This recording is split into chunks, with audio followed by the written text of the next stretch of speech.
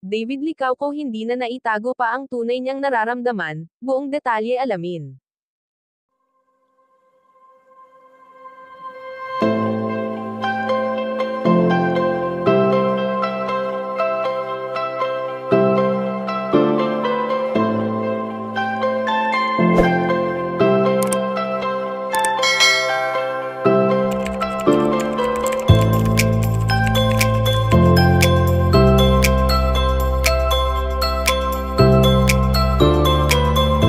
Sa patuloy na pagbibigay kilig sa atin ng barda na sina Barbie Forteza at David Licauco, ay tila ba panghabang buhay na ito dahil sa minsan nang nasabi ni Ginoo na palagi nang nakadikit ang pangalan nila sa isa't isa.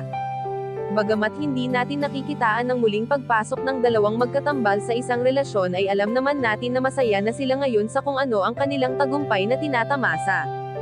Sa paglipas ng panahon ay talaga namang makikita natin na unti-unti nang nakakapag-move on si Binibini Barbie Forteza sa paghihiwalay nila ng kanyang long-time boyfriend. Sa pagiging single era niya nga ngayon ay talaga namang sinusulit niya ang mga araw na mag-isa siyang nag-e-enjoy sa mga bagay na kinakasanayan niya ng gawin.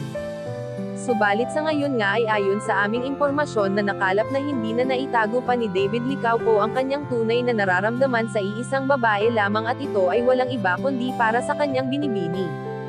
Matapang na inanunsyo ni Ginoo sa publiko ang lubos niyang pagpapasalamat sa kanyang katambal na si Barbie sa lahat ng naitulong nito sa kanyang karera. Tagos sa puso ni David Licauco ang kanyang isinapublikong ito patungkol sa kanyang tunay na nararamdaman sa kanyang Binibini at habang buhay na itong nakatanim sa kanyang puso at isipan. Kayo mga kachika, anong masasabi niyo dito? Please leave the comment and don't forget to subscribe.